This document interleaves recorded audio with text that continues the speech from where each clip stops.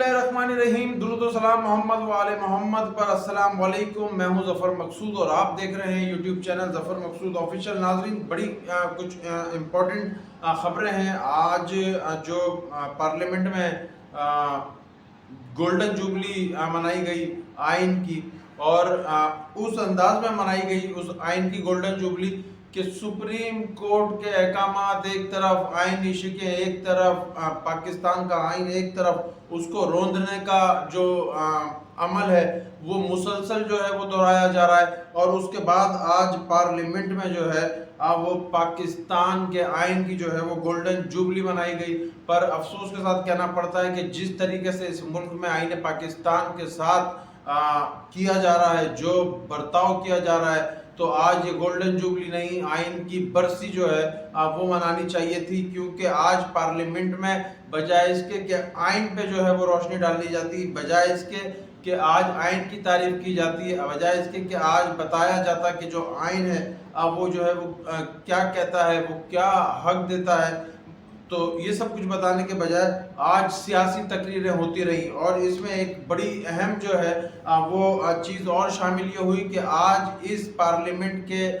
इजलास में जो वहाँ आज गोल्डन जुबली थी आइन पाकिस्तान की, बल्कि मैं तो कहूँगा कि बरसी थी आइन पाकिस्तान की, वहाँ जस्टिस जो है काजी फाइज ईसा जो है वो पहुंचे पार्लियामेंट हाउस, और उन बेंचेस पे वो नजर आए कि जो नैब ज़दा लोगों के बेंचेस हैं, जो सज़ा याफ्ता मुजरिमों के बेंचेस हैं, जो पाकिस्तान से मफरूर रहे पिछले 3 साल में,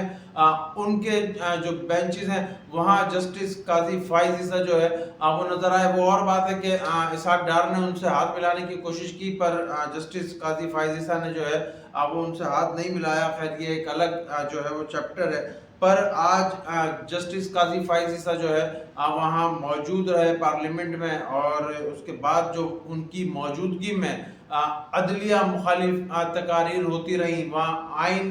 पे जो इम्प्लीमेंट है उसको तोड़ने के लिए जो है वो कोशिशें होती रहीं। और आज जब ये सब हुआ तो उसके बाद जो है वो सोशल मीडिया और दीगर जो ज़राए इब्लाग हैं वहाँ पर मौजूए बहस बने हुए हैं जस्टिस काजी फाइज ईसा के। जस्टिस काजी फाइज ईसा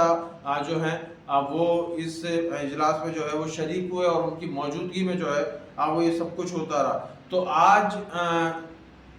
जो इजलास था, आज उस इजलास में एक और कार्रवाई हुकूमत ने डाली है, और वो कार्रवाई ये है कि कल जो 10 अप्रैल गुजर गई, उस 10 अप्रैल तक सुप्रीम कोर्ट ने हुक्म दिया था विफाकी हुकूमत को कि वो इलेक्शन कमीशन को 21 अरब रुपए जारी करे पंजाब और KPK के इंतखाबात के लिए। पर जिस तरीके से पहले सो मोटो एक्शन पे करारदाद, फिर इस पे करारदाद, फिर उस पे करारदाद, तो आजकल तो पार्लियामेंट में कानून साजी तो कर नहीं सकते हैं, आइन पे जो है वो कोई अमेंडमेंट भी नहीं हो सकती है, उसमें जो है ना वो कोई तरमीम भी जो है वो नहीं कर सकते हैं। पर करारदादें जो है वो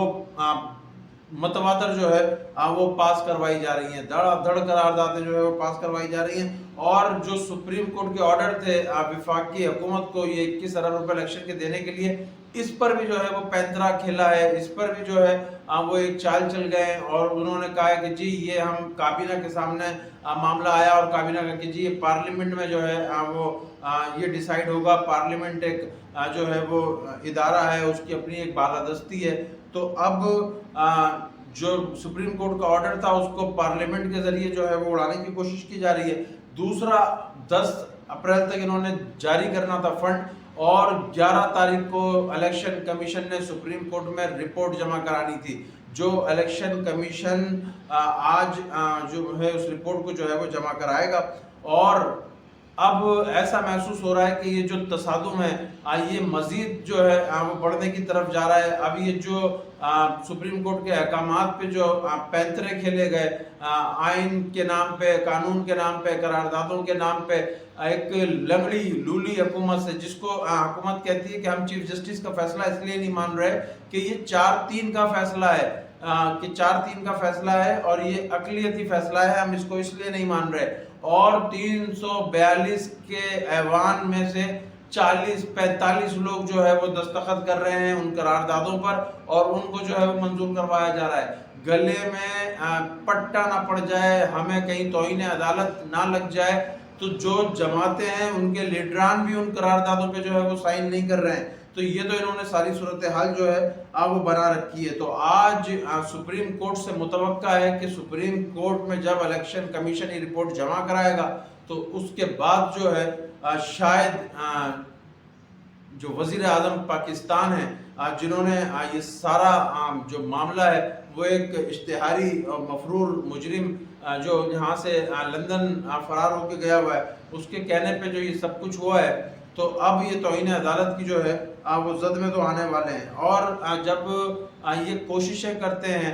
خاص طور پہ مریم نواز صاحبہ جو ہے جب کوئی کوشش کرتی ہیں, کوئی بیانیہ بنانے کی کوشش کرتی ہیں, کوئی کوشش کرتی ہیں کہ کسی طریقے سے عوام کو جو ہے وہ موٹیویٹ کرنے کے لیے کچھ ہاتھ آ جائے, تو پہلے ان کے ہاتھ میں ایک گھڑی آئی تھی اور اس گھڑی کو لے کے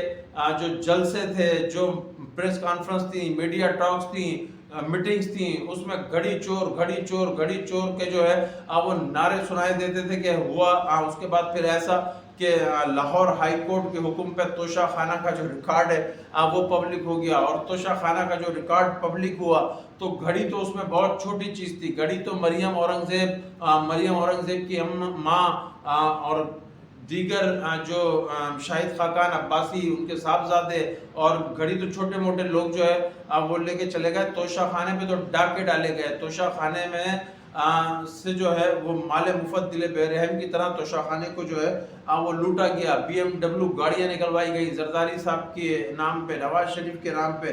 جہاں توشہ خانہ سے آپ نکال ہی نہیں سکتے, لے ہی نہیں سکتے, یہ سب کچھ ہوتا رہا. اور پھر توشہ خانہ کے حوالے سے جو ہے جب یہ سارا معاملہ سامنے آ گیا تو وہ بیانیہ دفن ہوا گھڑی چور کا, کیونکہ سارے ڈکلیئر چور سامنے آ گئے لاہور ہائی کورٹ کے حکم پہ. تو اس کے بعد جو ہے وہ عدلیہ کے خلاف مواضعرائی شروع کر دی, مریم نواز تقاریر, جلسے, تصاویر دکھانا, ویڈیوز دکھانا, تو یہ سارے معاملے چل رہے تھے. تو اسی دوران جو ہے